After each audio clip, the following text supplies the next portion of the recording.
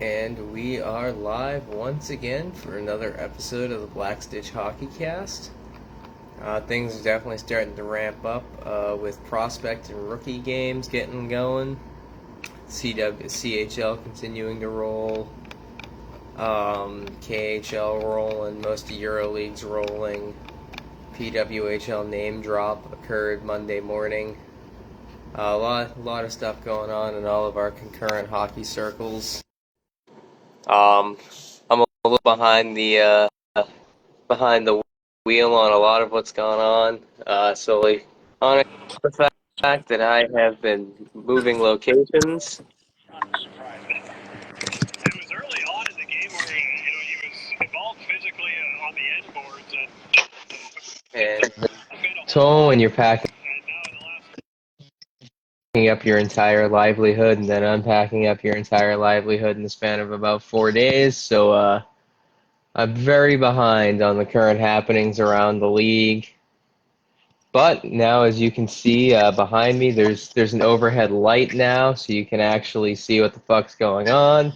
So that's a nice little change to our dynamic. Is the top screen is not shrouded in darkness and a teal tint of disappointment as I suffer another Jacksonville Jaguars embarrassment that somehow, some way,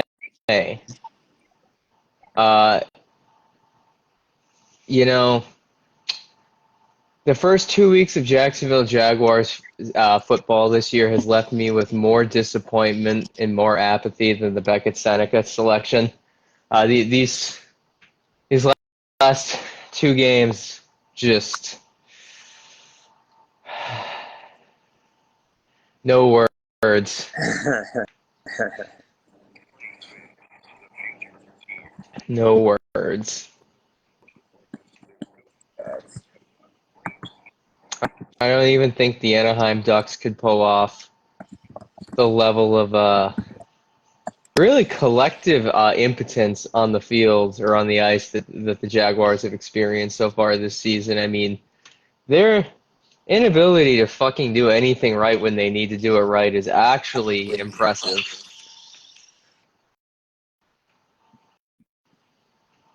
It's almost worse. Last year you couldn't really be mad at the Sharks because we knew they were a team of inferior roster construction.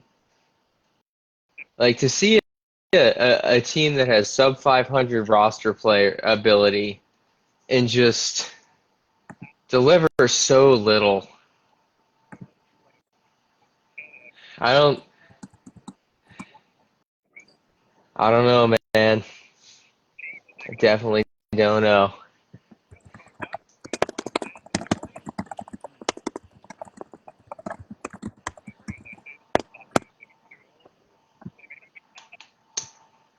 What I do know though is that James Van Riemsdyk will be joining the Columbus Blue Jackets this season.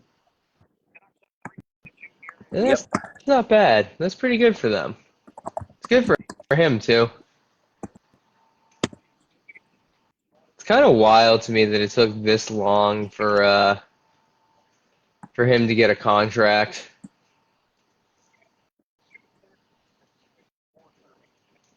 Yeah, I mean, like his capability as like a net front presence for like your like the bottom part of your forward group is still like viable, especially for a team in that situation to the point where like I wasn't, and even just for the sheer sake of just getting the dollars balanced because we still have some like ambiguity about whether or not they were going to be awarded any grace for the Johnny Gaudreau tragedy and how they're trying to hit the cap floor. It doesn't look like it though, but just like the sheer fact that you know low risk, potentially decent reward for like dollars that make sense and also help you out in your financial situation. That it was kind of relatively low on the CJ pecking order. Yeah, just real surprising to me always when like it's not like JVR is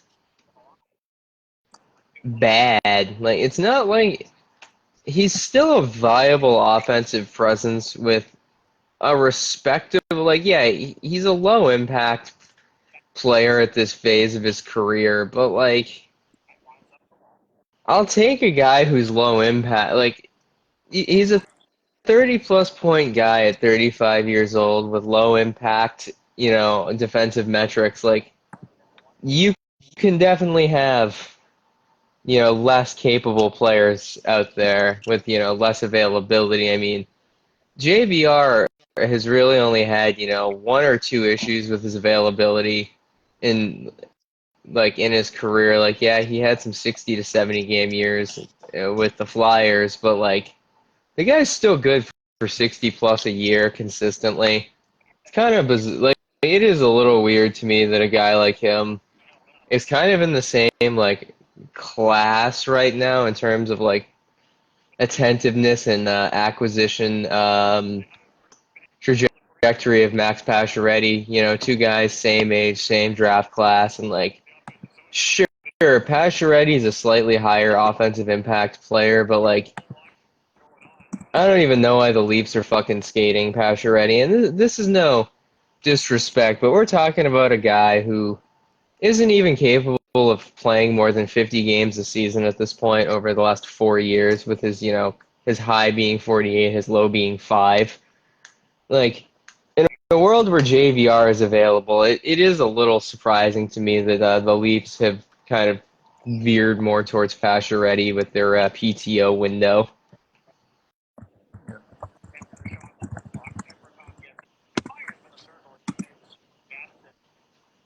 Oh yeah, look at that. Damien's now in the 21st century. I was waiting for it. He's in the Bluetooth era now. He finally comes through clear on the mic. Yeah.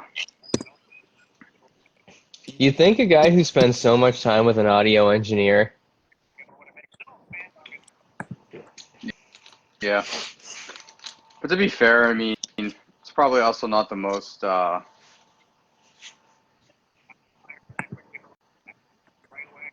I don't know. The train left the station. Not only did the train apparently leave the station, it appears to have careened itself into the Atlantic Ocean. Definitely an Amtrak, that's for sure.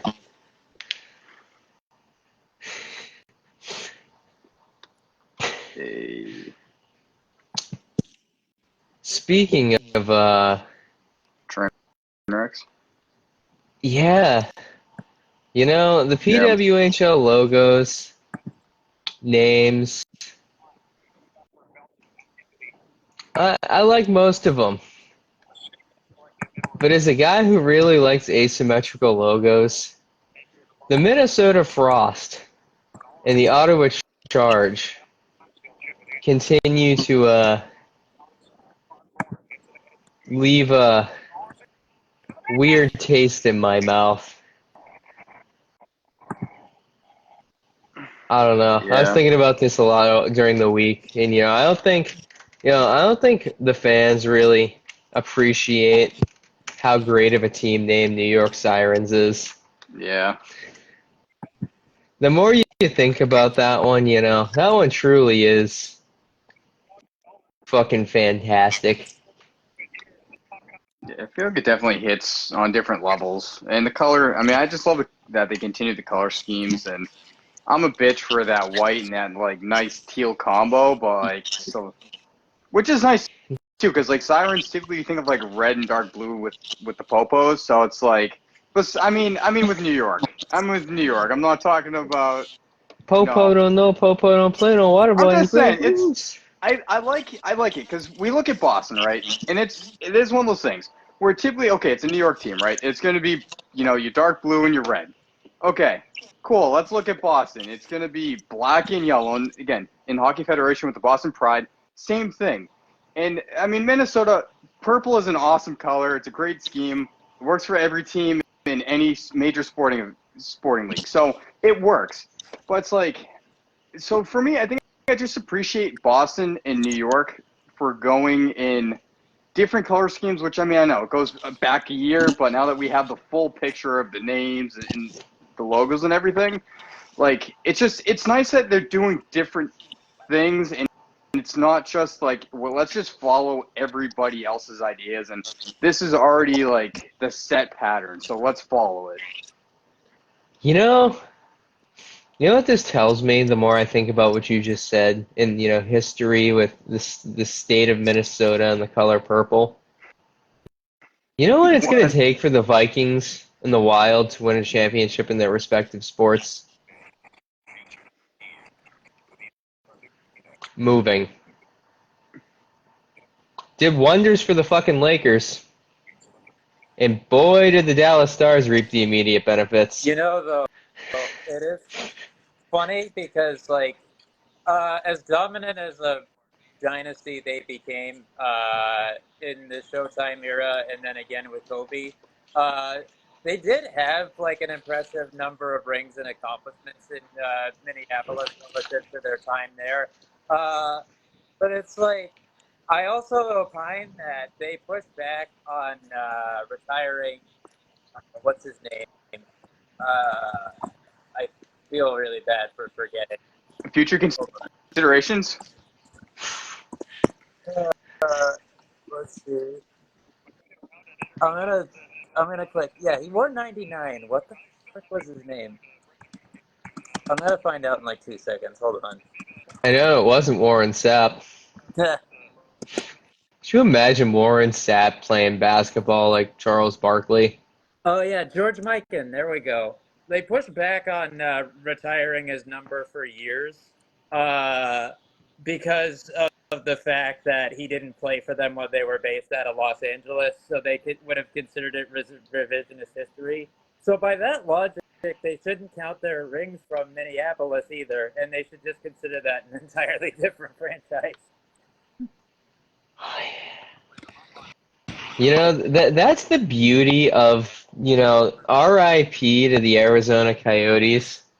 I love that Winnipeg moved to Arizona, and pretty much, like, aside from a handful of retired numbers, both teams and both organizations had such a fucking dearth of just disappointment in their entire existence that, like, that whole franchise across 2 locations, like 4 barns, and all these guys, like, literally the thing that organization is probably most famous for is not anything that the team actually fucking accomplished, but the fact that Shane Doan played there for so goddamn long.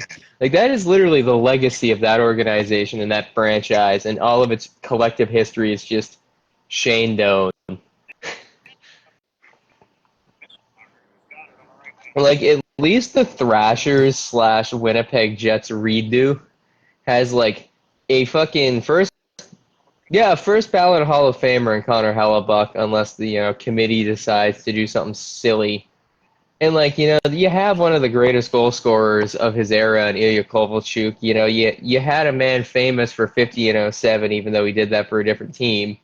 Danny Heatley, no matter all of his great accomplishments in other organizations, most people will still think of him first as a fucking Thrasher, despite really not being that overwhelming playing there. Actually, I think that's the key to the Atlanta Thrashers, dude. How great were the Thrashers is almost every fucking franchise great the Thrashers had is more iconic for the things they did in other teams. Ilya Kovalchuk getting the Devils to the final and then signing that strange contract that, with the CBA, Danny Heatley's 50 and 07. Marian Hossa winning 3 cups after losing 2 in a row. Yeah, but he didn't play that long in Atlanta, but he did play in Atlanta. Mark Savard for his time in Boston. Again, not a long run in Atlanta. And obviously, Andrew Ferentz' cup run in Boston.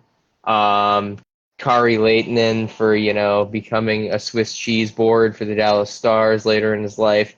And speaking of the Dallas Stars, let's face it, the most rewatched play of any Atlanta Thrasher in NHL history is Patrick Stepan stepping on a fucking puck on an empty net and somehow losing a game. But hey, he didn't do it in an Atlanta Thrashers sweater. Like, God, like, that's so impressive. That just like every single Thrashers great has it more iconic moments conceivably everywhere else. There's no such thing as a iconic Thrasher for their time in Atlanta above anywhere else. that's true. Can any other franchise in NHL history boast that level of feederism? And that I'm is just trying. definitely not the right word, but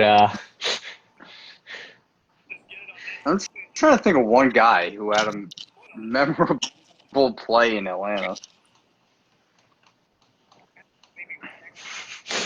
I mean, because I feel like a lot of it too with the expansion was like they obviously got guys who did stuff earlier in their career, and then obviously at that point it was kind of like I think of like Chris Tamer, Dick Youngfist, like even in that era, Vascareum. Columbus though, like Steve Hines' best work was in Columbus. Rick Nash's best work was in Columbus. All of his best highlights were in Columbus. You Jean-Luc know, Grand-Pierre. I knew he was gonna come up. It's a fun name. It was tough. So like Columbus in their early years, even during like the um, even during the underwhelming years in Ohio, those dudes were like icon. Like there have been iconic moments for players where like you can look at their time in Columbus and be like, yeah, like Gabrick had an controversial, interesting stint. like Like, controversial, but like Sergei Bobrovsky's time in Columbus is still more iconic than his Stanley Cup winning time in Florida. Yeah. And you know what Sergei Bobrovsky did a lot of in Columbus? Developing. And on that note, we're going to open up Liam's development floor because there's a lot more of that going on than any other thing in hockey right now. I have also a cheap zinger in that at least it's not the Miami-Dade County Sirens, am I right? I held Right that color scheme. as long as I possibly could. Right color scheme. Yeah, for sure. Like if they And went in on like the 1980s aesthetic, that would work. and I kind of do find I like the Sirens for the Greek history double play there, but also like nobody needs more officials or law enforcement on the ice called on them than Abby Rock. I mean, Abby Rock just wakes up and chooses violence quite a bit. Yeah, I felt the need to throw a zinger out there at that particular sheriff's department out of respect for the fact that well, I'll acknowledge this. There are inevitably, and we can comment on this and be protected by our First Amendment rights effectively. There are inevitably tons of systemic issues with law enforcement and over policing, be it tied to the war on drugs or just cultural issues. But it's not necessarily a guarantee that your constitutional rights are going to be violated upon every stop, irrespective of whether or not it's legitimate. But you can make a pretty good argument for the fact that is what we saw upon the release of that footage.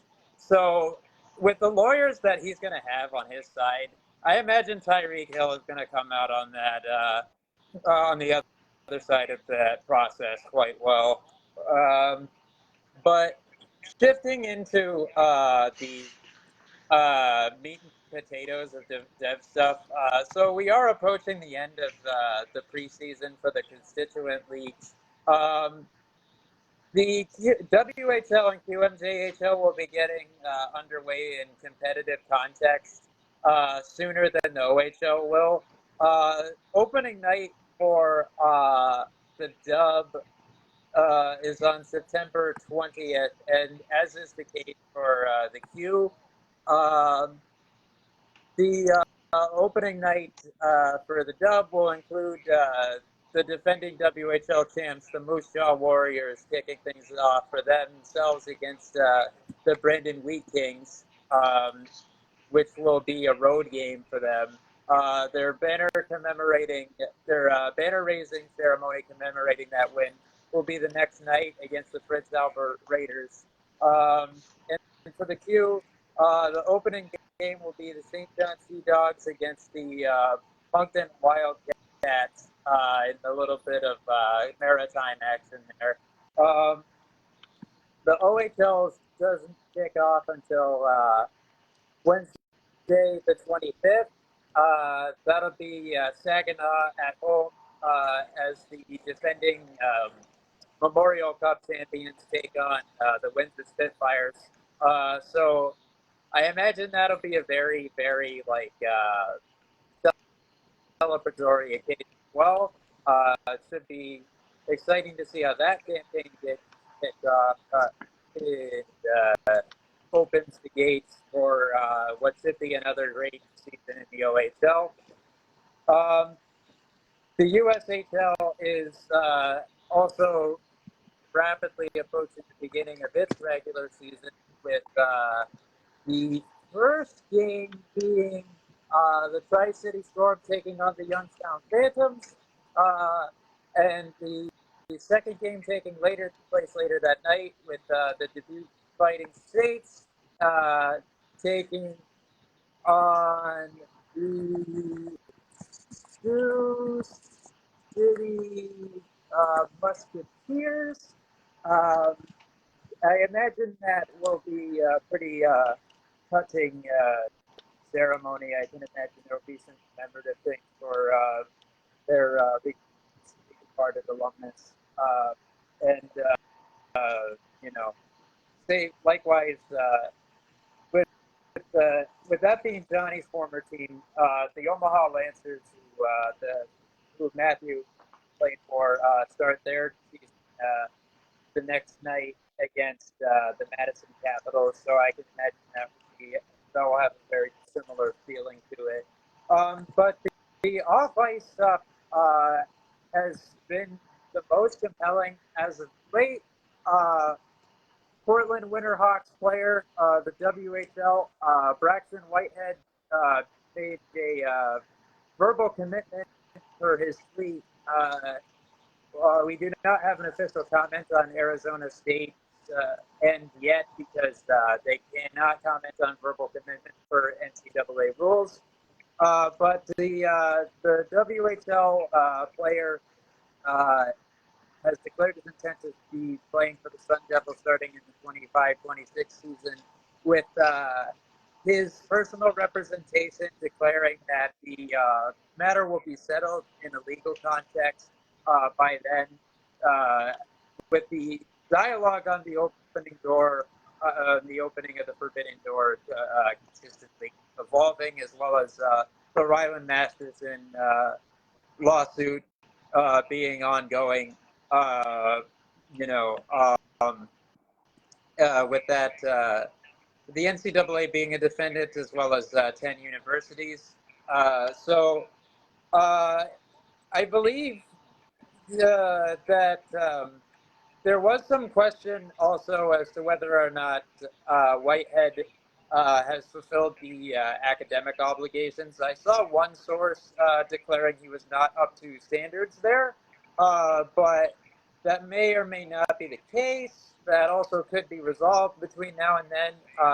It's an interesting development, but it is also curious with this going on concurrently with yet another stellar work of investigative journalism by Rick Westhead, telling us that the QMJHL has been sued, and additionally, the appeal court of Quebec has ruled that two former QMJHL players can fire their previous lawyer and challenge a $30 million agreement signed in 2020 to settle a minimum wage and back pay class action lawsuit. Former QMJHL players Lucas Walter and Thomas Gobel have alleged their former lawyer refused their request to convene a meeting for plaintiffs in the case after they discovered the QMJHL allegedly had access to a Hockey Canada slush fund. This is quoting Westhead directly. Again, if you're not following him on Twitter, you're missing out. He doesn't exclusively do hockey investigative journalism pieces, but the things that he reveals behind the scenes going on in Hockey Canada, especially, and other adjacent bodies, is really compelling stuff. He does some phenomenal work there. The player's new lawyer, Jeff Orenstein, says he has instructions from Walter and Gobel, who are class representatives in the class action, to move ahead with litigation against the QMJHL. The QMJHL has 60 days to seek leave to appeal the ruling to the Supreme Court of Canada. If the case is not appealed, Orenstein said he will begin pursuing depositions of team and league staff and discovery of related documents and correspondence. A lawyer for the QMJHL told Westhead the league is analyzing the judgment. It's unclear how the decision in Quebec will affect similar major junior hockey class actions in Ontario and Alberta, where settlement approvals are contingent on agreements in all three jurisdictions. The CHL and its three leagues, the OHL, QMJHL, and WHL, have battled these lawsuits since 2014, and players suing the league. Suing the leagues have argued teams are for-profit businesses and that players should enjoy protection under employment rights legislation.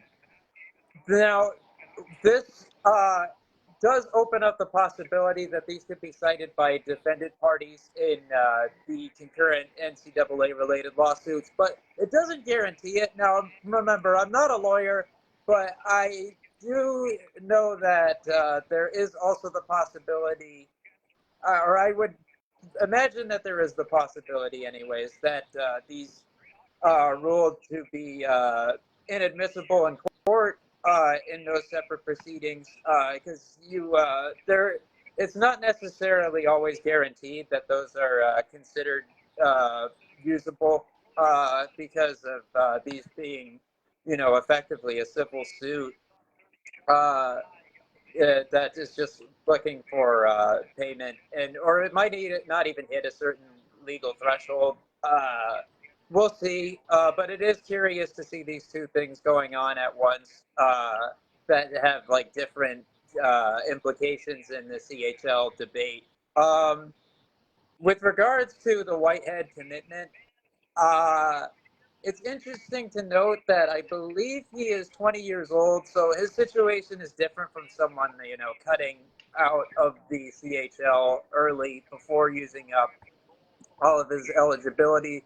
So some have considered the possibility that this ruins the USHL or alters how it's constructed, or the null being affected as well. But what I could possibly see coming out of this is what we saw at the beginning of these conversations, where there are specific regulations on when a player is allowed to enroll at an NCAA affiliated institution and play for their team, like having to play all their CHL eligibility without signing a pro contract, like if he were to commit to youth sports. So there's a lot, and we're not going to know a lot for a year at least, probably, with just judging by how long these litigative processes can take. I imagine we're going to see a lot of evolving headlines, and that nothing is definitive yet. But this is a lot to have happened just within the span of a few days. So pretty compelling stuff. And I think that wraps up the big headlines for this week. Yeah.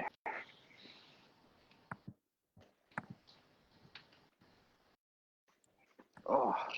Yeah, the prospect games have been pretty interesting thus far, unless you're a Ottawa Senators fan. Did you guys see either one of their prospect games this weekend? Damien, you know what I've been doing all weekend. I do. Ottawa lost 9-1 to New Jersey's prospects on Friday night, and then they lost to Pittsburgh, I believe, 4-0 Saturday, which, to be fair, I mean, a few of the guys have looked pretty good between Ponomarev and McGroarty, obviously. So it's been cool to see that. But yeah, and so Brini, I think he scored a pretty nasty goal too Friday night. Yeah, Celebrini was cooking, and I know that fucking He's not playing in tonight's game.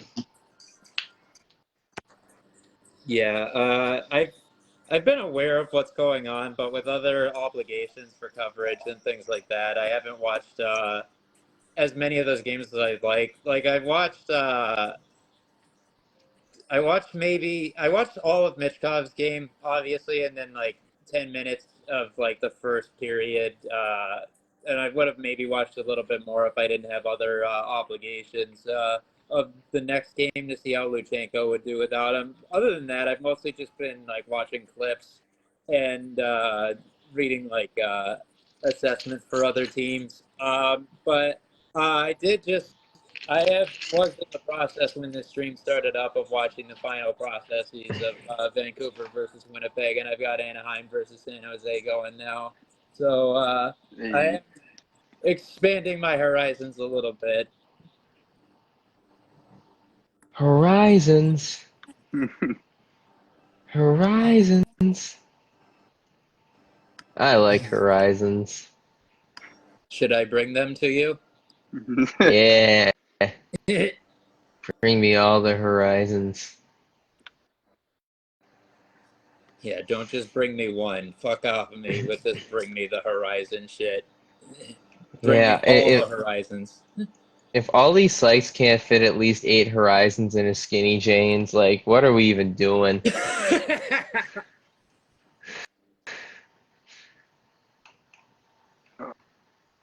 But it's cool to see Quebec City counselor Jackie Smith wanting Game 15 to be in Quebec City instead of being at the Bell Center. And it's cool because she's like appealing to hockey fans as far as trying to get them to commit more to the PWHL, trying to get a PWHL franchise up in Quebec City and pretty much trying to be like, guys, I know that you guys have so much hope for another team in the HL, but guys, it's not going to happen.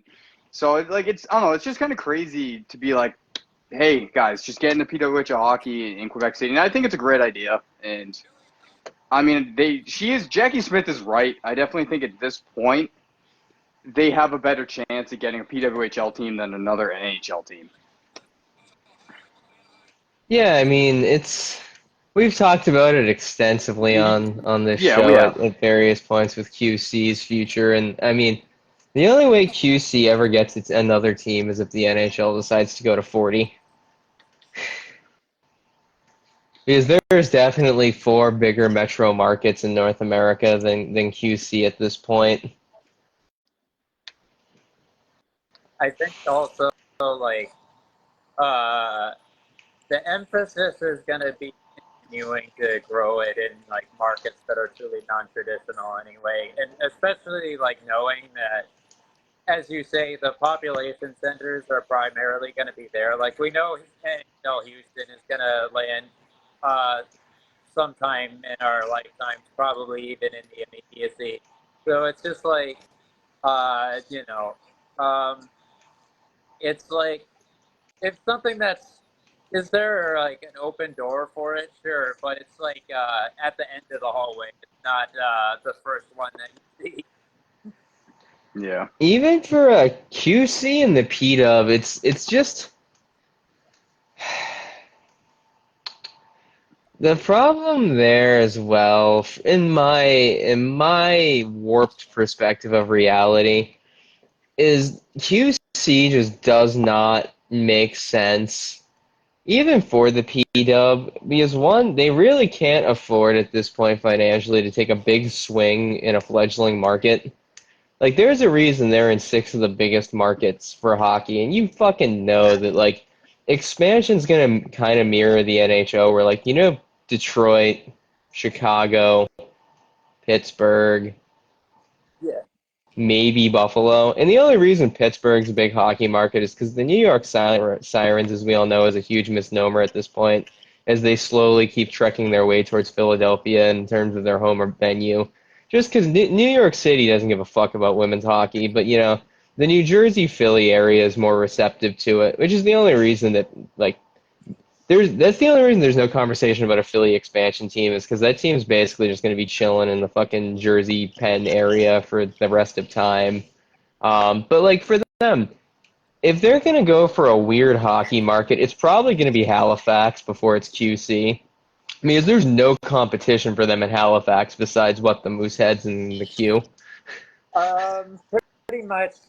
It's just like the thing with like the Maritimes is like, you know, the reason why it's been such an obstacle, it's not even just like the market size for like an NHL squad. It's that the fact that the travel expenses to get that far east are kind of a pain in the ass, which is like why uh, it's just like even been something that like is presented as an obstacle when money's even available, and then it's like why the maritime teams are aligned in a way where they most frequently face one another uh, in the queue. Uh, but like I do think generally we will be surprised at the way that and to the extent and at the pace that the PWHL grows because its management as an entity is really good.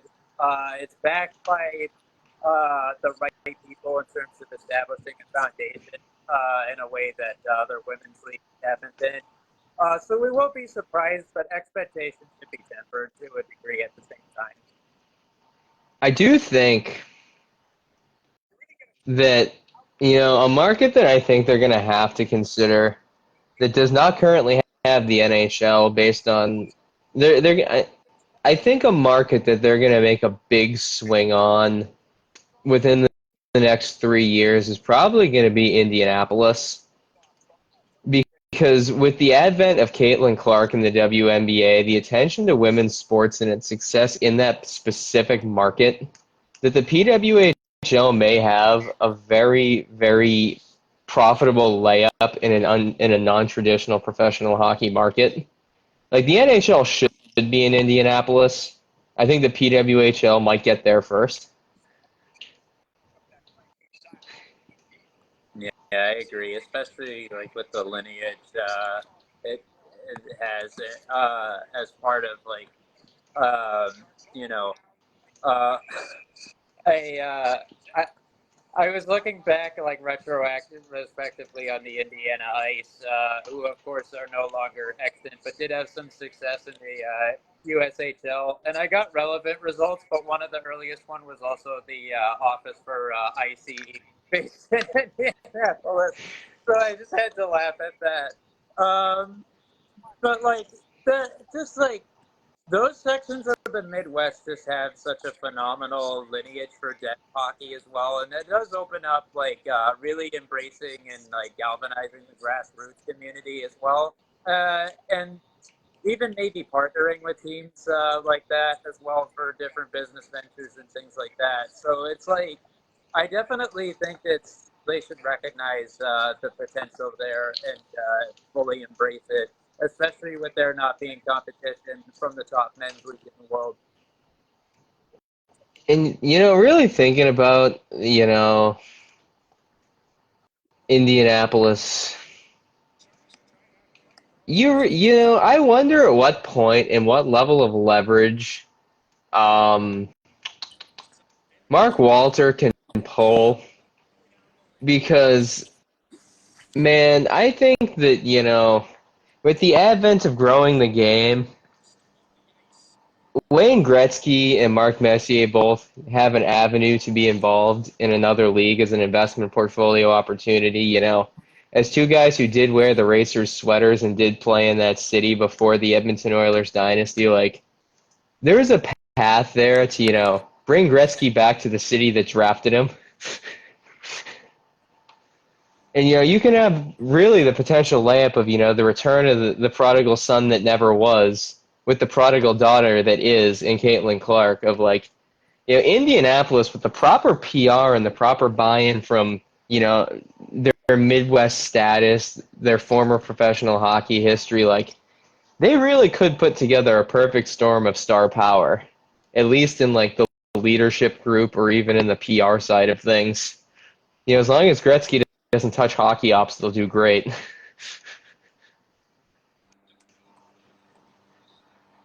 Let me double check on something.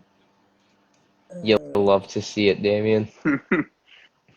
Yeah, I do. I think Gretz might have just like signed a contract there when they were based out of the Dub, uh, and by that I mean WHA, of course. Yep. Which, in contrast with the usual context of the WHL, when he was after his season with Sault Ste. Marie, rather than ever having been a draft pick in any context. Although, of course, like you know, it is this key distinction. Of course, whereas Messier actually, of course, was an NHL draft selection because I guess he was determined to still be eligible. But yeah, both of them, of course, having a background there. Yeah, I always like distinguish like these guys weren't really like and especially or at least Gretz, but also like people like Bobby Orr. You don't really treat them as true undrafted players, or like you shouldn't, because like the it was that process was not what it was. Like when you treat it as like a true undrafted player, like the best undrafted player of all time, based off of sheer numbers, remains Dino Ciccarelli, as luck would have it. But yeah, like the marketing possibilities there. Like it was like such a short window, but yet like that the possibility of what might have been and how like we could have had if and if it were not for mismanagement, those guys were the sort of players that could have turned NHL versus WHA into like a full-fledged like WWF versus WCW Monday Night Wars type thing. To the greater extent than it already was when the WHA was still a viable competitor to the NHL and attracted genuine talents from there, and to like really like market that and for them to get in on it would be a pretty profitable venture for all parties involved, I would say. Yeah, and the worst part is that the NHL, the NHL, like, Wayne Gretzky's so afraid of money, something, something, yada, yada, gambling ring, yada, yada. Rick Tocchet, Um, baby. Man, Rick Tocchet really does love to gamble. I mean, becoming the head coach of the Arizona Coyotes, that whole shtick in 2006, and then now, I guess him coaching the Vancouver Canucks is probably the lowest risk wager he's ever probably taken since, leaving the National Hockey League as a player.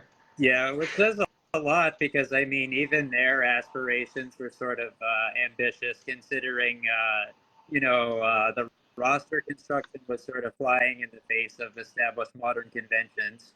It worked on Alvin's part, and what Tocchet has been doing has worked for him in terms of producing results as well.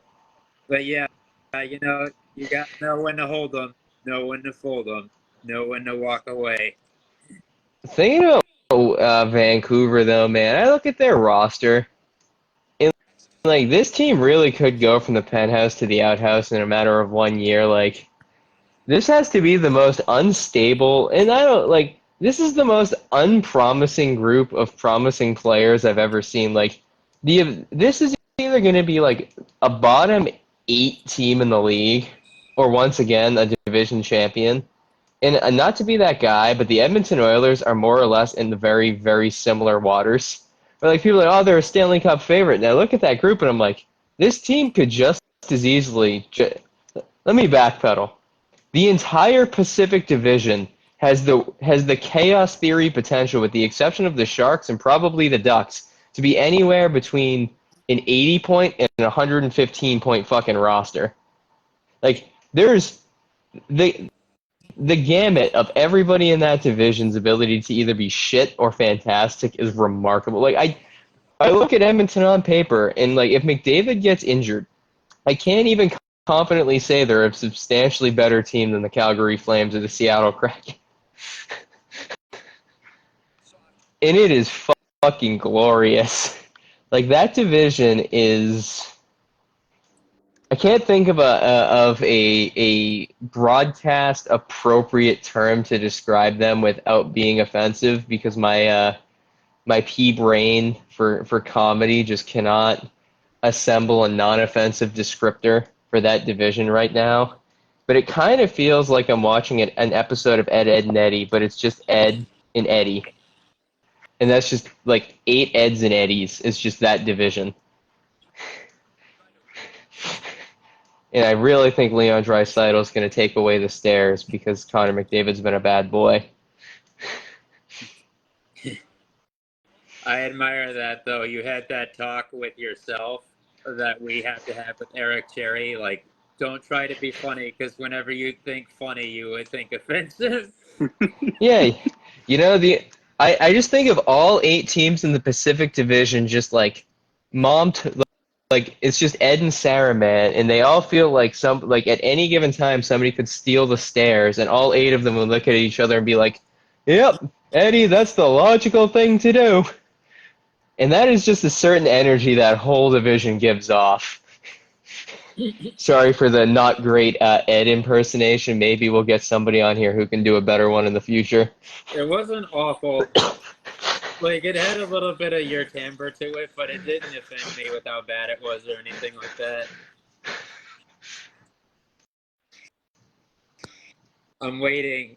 Like, just I'm watching this rookie game, and like, I am so curious. Like, seeing all these guys. Like, there are a number of dudes I've seen in the CHL, especially in the OHL at fair length, and I'm just so curious if Casper Haltonen is going to take a run at Rodwin Dionisio for like over like resentment from that Memorial Cup final in which Saginaw finally got the better of London when it counted for the most.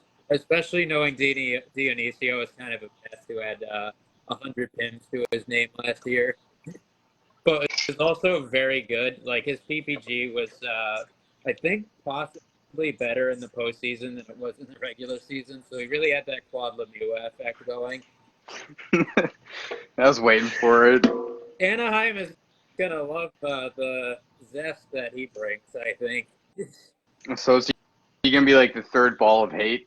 I guess so, yeah.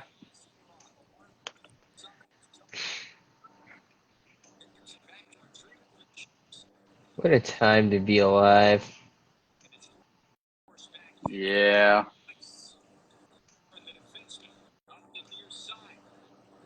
I also want to say it'll never not bother me that Will Smith is a forward that wears the number 2.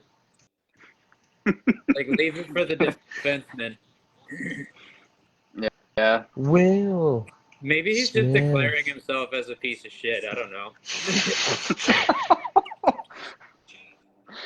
Not saying that I think he is, but Dude, I just think it's so badass, dude, that he's literally staying with Patrick Marleau's family.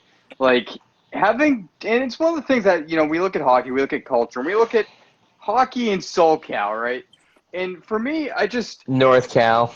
oh yeah. North Cal guys, definitely not a geography major. Anyway, I just think it's great. Glad you didn't say geology. No. But I love the fact that we look at they end up with the first and the second guys from 97 draft.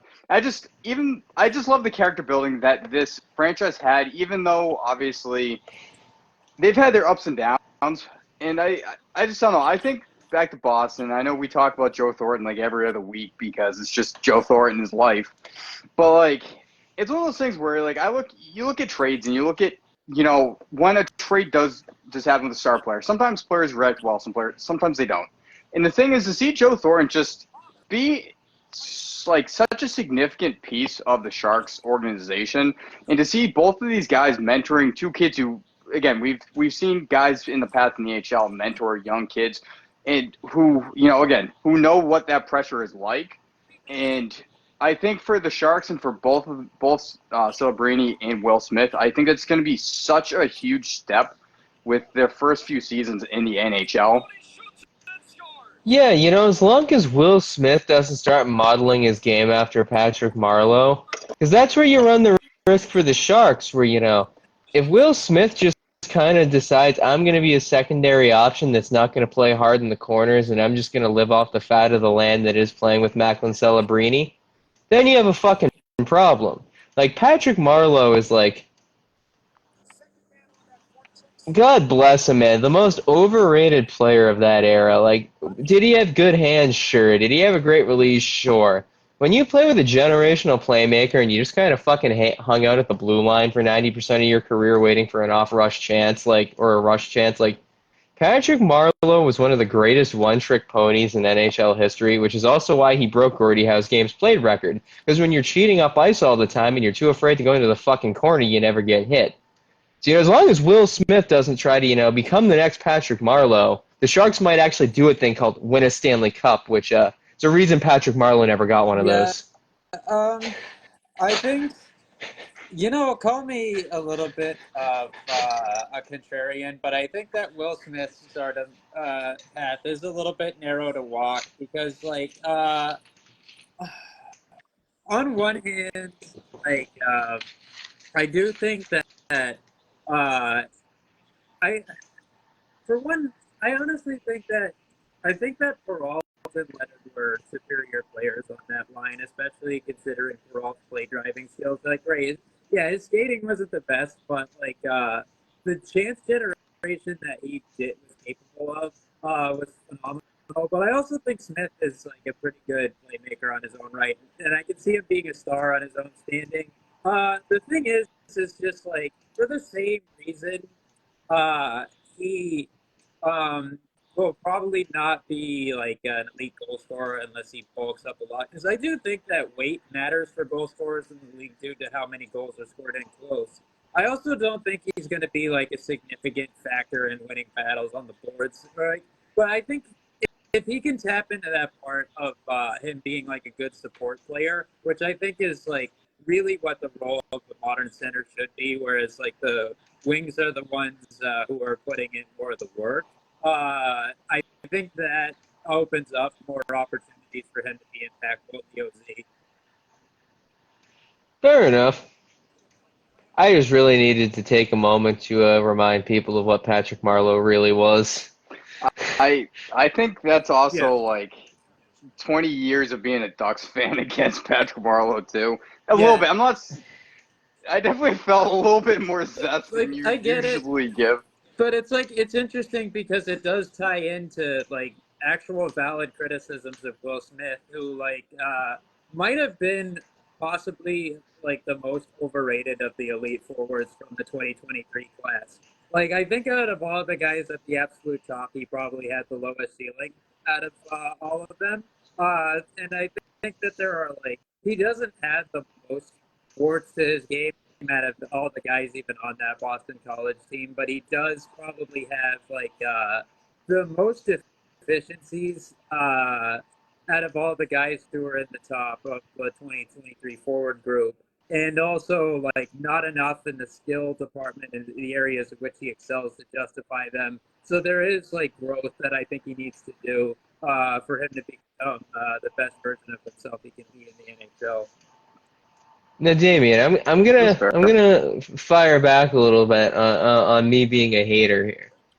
So the thing is, you know what, Shark? No, I have a point here.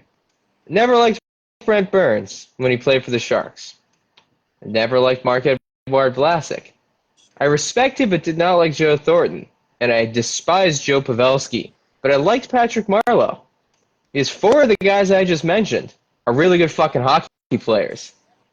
One of those guys, you usually don't hate guys that are a little overrated on your rivals. I think Liam is a little bit less likely to hate Brian Rust during a game when Malkin and Crosby are out there. Just like you were a lot less likely to hate, Max Talbot, in the shadow of Claude Giroux when the games were being played And as they, Yeah. move on, they retire from their careers. You respect the guys who you hated, but the guys who you liked when they played, you realize, yeah, I couldn't get mad. He wasn't the reason we lost. Yeah. Honestly, Matt Reed, my guy. Matt Reed was nasty for like a few seasons, though. Yeah. You know, the Max Talbot thing is interesting, though, considering the history there, and also the fact that during that playoff, aside from Coach Aurier, who, like, as a 19-year-old rookie, was just like doing some fucking ridiculous shit. Like, and you know what's funny? Coots might actually be the last guy that we drafted who was immediately called up and played the whole season. To put some perspective there, but like Talbot was one of the best guys in that depth part of the forward roster during that run. Oh yeah. Like, he was just like adding like very valuable minutes and like supplementary points when they needed them from like the bottom part of the forward group. Oh yeah. No, And he and as we he did appreciate, everything. No, he did and everything. as we appreciate Max Talbot, any other topics we want to roll into prior to our conclusion tonight? Uh, that's I would, but like it also like it's funny that they even went down the topic of that window of the Battle of Pennsylvania in the timeline because it does tie into something I had prepped for my big finish. So I'm gonna refrain from putting it out there until I actually get to it. I guess I guess my little segue here is going to be Boston Fleet. Great logo. Good name. Really pissed me off how uneducated the most educated state in the country is of people not knowing what a fucking fleet was when they rolled that out. Explaining to people fleets of ships and being nimble on foot are it's a team name that has multiple meanings, and for some stupid fucking reason, every asshole in Massachusetts thought it was an homage to Fleet Bank. And by God, holy fuck, Massachusetts, New England, do better. Read a fucking book, Now my please. question is like, do you think that this? Do you think they're gonna lean into the inspiration for the aesthetic from like a team branding standpoint? That is, and just go all out and have Brass Bonanza be the goal song next year, or do you think they'll like not go that far? I wouldn't hate it, but based on the team name and the ripping off both the Celtics and the Bruins, I strongly suspect that the goal song's probably going to be shipping up to Boston.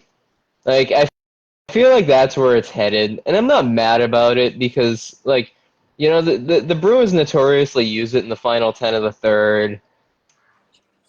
And just like, I mean, unless they're going to use something like Fucked with an Anchor by Ailstorm, I don't want anything else, nautical themed as a goal song, and the chances of that happening are quite literally less than zero. So, I'll take what I can get. Yeah, just like I think so too. Like it's despite obviously like the Whalers' inspiration. Like I think really like I don't necessarily fully expect, considering the layering of different Bostonian slash New England homages in there, that they were gonna just fully embrace that part of it. I think that outcome is probably more likely. But you definitely can't rule it out because like the Yeah. inspiration was like a little bit hard to ignore. Yeah. Yeah, for sure. Maybe For to me like sure. go your own way, maybe. Throw that Fleetwood Mac swagger in there. Dude, if they do anything Fleetwood Mac, I might actually consider becoming a Montreal Victorier fan. That's fair. can Like, still hear you saying we would never break the chain. I just had to put it out there, Christian. I had to see the reaction. Well, the problem is I've already seen dipshits saying this in fan groups. Like I've already seen people floating the idea of Fleetwood Mac references. So unfortunately, you're not as original as you think you are on this. I wasn't Because I trying hate to to be say it, Damien. serious about it. I hate to say it. I was trying to be funny. I hate to say it. The above average New England sports fan and you have a lot of the same wavelengths. The difference is you know what looks good on the ice. They don't. And on that Oh, note, Sam Dickinson jousting with somebody. Hey, Oh, yeah. No, there's a whole scrum right now. Headlocks and it's a nice scrum. everything. Dickinson going Uh, at it with Colangelo. This is entertaining. But yes, it is. uh, My money's on Dickinson. I don't know where he's from, but knowing that Colangelo has spent a lot of well, time in, I think, Wakefield. well, he's Uh, well, Dickinson is a knight, so you can eat pretty yeah. easily infer he's from Ontario. I'll take the kid from Ontario over the kid from the Stoneham Wakefield area every day in a fight. In a fight. Yeah, that's fair. I also want to laugh at the fact that this game is taking place in the LA Kings practice facility. Like I thought the Canucks using the Penticton V's rink was like kind of sad enough, but then when you're actually using a rival for both teams as the locale for this, that's just even more sad. You know, I like that it's the Kings are hosting like 8 teams, including themselves, for this. Yep. And on that note, let's roll this off into our El Grande finish. Uh, Or as uh, Don from NHL 03 would say, mucho grande finish. boy. Uh, so I think so. Here's something that I've been thinking about a lot recently, and it's like was sprung out of a conversation about our last major competitive window, where we might not have always been, you know, in like the final four, although we were a couple of times in that span, including the finals in 2010. But the last time we were consistently an interesting competitor for a handful of years in a row, like the dialogue about Philadelphia Flyers defensemen back then is like intriguing in a way. Um, you obviously a lot of focus was centered on like what Chris Pronger brought to the table for the time we had him, and like what was potentially lost when he suffered his career-ending injury. But like the thing is, we had the benefit of hindsight, and it was pointed out when back in March when Jay Fresh posted Matt Carl's analytics card from his time there, stretching from when those metrics were first tracked from 07-08 to the end of his career in uh, 15-16, or well, just there pretty much for all intents and purposes that was the end, as he did have one last season in it. But but that sample size, of course, like it's always been noted his efficacy was starting to dwindle in terms of like offensive production, which is why we saw his minutes go down in Tampa gradually. But that was like Jay Fresh framed it like Matt Carl was just a straight up analytical darling until he wasn't. And then and that's actually true, and it wasn't appreciated back then because even though things like expected goals and WAR were tracked beginning in 07-08, they weren't prevalent neither in dialogue nor in how teams assessed the talents they had on their roster until quite some time afterwards. But you look like his projected WAR when he was in Philadelphia was literally like in the 100th percentile. Based primarily off of his 99th percentile offense, but his defensive value was like very good too. We're talking 90%, 87% on the PK, things like that. And, a couple of creators pointed this out. Shout outs to Justin Gianpetro and Derek Dunn at that time for the work that they put in. Carl was perceived as being carried by Chris Pronger, but you'll notice he was still a 100th percentile defenseman or just about in 2011-12, the very year that Pronger ceased to be his primary defensive partner due to him suffering that final blow that ended his career early into that season after he had formally been given the captaincy after being that in a de facto sense for a while, which beyond the fact that a valuable player goes down, that there is also something to be said for the intangible aspect of having a valuable leader go down as well, and the effect that has on the morale of the room. But Carl wasn't affected by it at all, considering the results he still produced in an impressive, to such an impressive degree the rest of that season. But even when they were together, Derek Dunn shared the stats that those guys had when they were a partnership. So in just under 1,700 minutes with Chris Pronger from 09 to 10, 09-10 to 10-11,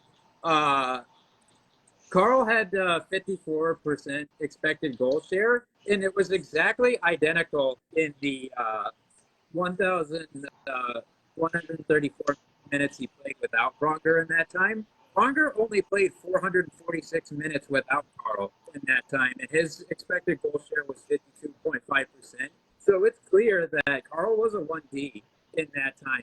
He was legitimately our best defenseman throughout the entire 4 years he was with us. And I think what this shows is beyond the fact that he was an underrated player in and of itself, I think it would be a worthwhile project for someone to take on. It could be us. It could be somebody who's even more entrenched into doing the analytics thing for even longer, to really look at that window of players from 07, 08 to maybe the 12, 13 lockout shortened season to just at the point where things like Corsi, Fenwick, expected goals, WAR, etc. were becoming more prevalent, which I really remember taking off in the 13-14 season, especially, and only becoming more ingrained in the hockey ops then. And just seeing who really were the best of the best in those analytical categories in that time frame that never got their flowers, it would have been appreciated and probably been given bigger contracts at the end of their deals if those things were more at the forefront of NHL dialogue at that time. Yeah, I mean, it's really interesting. I mean, it's a really good point too. I definitely did not know the level of impact that he had defensively for Philly for the seasons he was there. Yeah. The assists and things like that, you could pop out, you see how good his facilitation abilities. That was definitely his specialty more so than goal scoring, because a good goal scoring year, he'd maybe have 4 or 6 goals. But his assist totals were ridiculous. But then the defensive impacts, those were so unspoken because the us lacking the metrics, or not lacking them, but lacking them being at the forefront of player analysis in any context in that time. They were ridiculous, and he was doing it and having these results and being among the league's elite in a way that we weren't even thinking about back then. Yeah.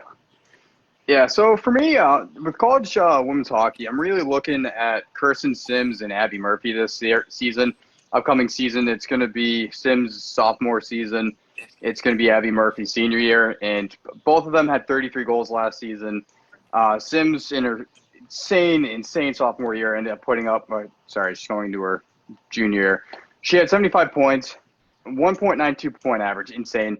But they're definitely the top 2 forwards going into this season. And we love Minnesota. You look at Minnesota, you look at Wisconsin, they're phenomenal.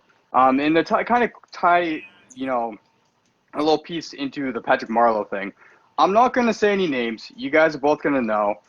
But when we look at Wisconsin this year, right, we look at one player who I feel like might have gotten a little bit more attention than necessarily earned when we look at some of the other insanely skilled players on the team. So it's one of those things where sometimes, like, obviously we'll see how it goes, but when you look at some of these teams and just the amount of talent and insane, what, 5 players in the top 13 in the season in points, it's just ridiculous. So, You know, Damien, you just almost got yourself the classic Jim Rome treatment. I did contemplate muting your mic there for a second.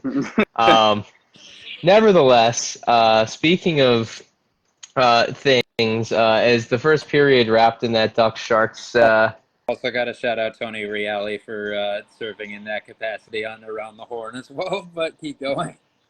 um, great learning moment in a bat. I hate that goal for Cutter Gauthier right there at the end of the first. Absolute fucking piss missile from in tight. Why I hate that goal for Cutter and why I love that goal for the Sharks defender. That Sharks defender is never it knows to never give a single guy with an NHL caliber one timer that much room in the low slot. And for Cutter, it's awful because now he's going to think he's going to have that room in more situations to get that shot off, and will take even more dumb shot choices. So that is the premise of my big finish that I kind of love and kind of hate about the rookie league. Is I think having a bad rookie camp is almost as good as having a good rookie camp in the sense of if it's your first camp, um, getting a real good feel for what the NHL looks like and being able to make mistakes and have a better visual on it. It's really one of my favorite part of this part of the year is like seeing dudes learn. Yeah, the Mr. 25 attempts in a game with maybe 3 of them on net is going to be a little too confident after that one.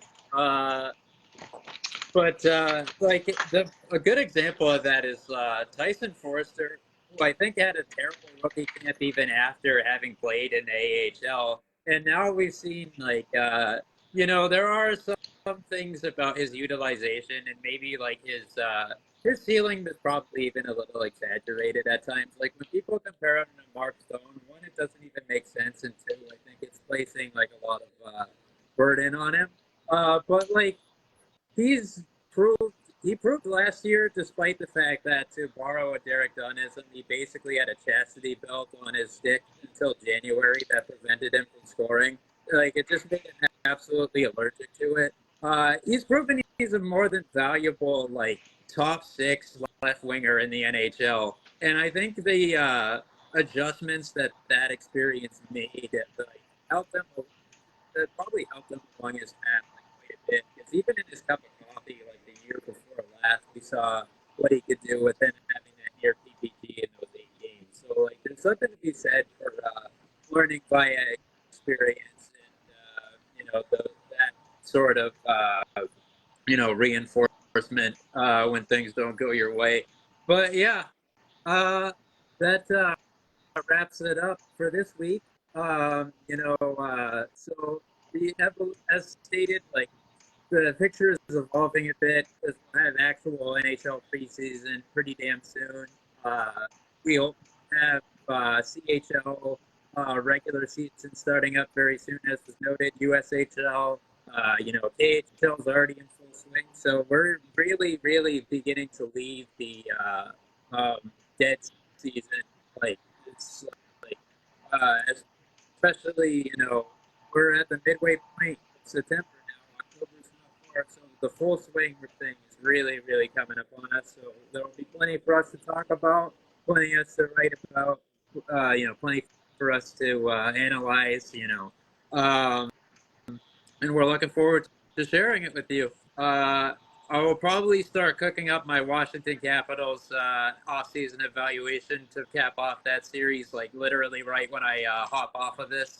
So we'll see you very soon, and we'll see you again in a formal context where you can hear or see us if you're watching the live stream. We don't expect that you watch the video component if you're, opening it in the on the Spotify or even YouTube platform. So, but on that note, though, to everyone who watched, thank you. To everyone who will be listening to us in the future when this goes up, thank you as well. We'll see you soon. Take care, everybody. Have a great night.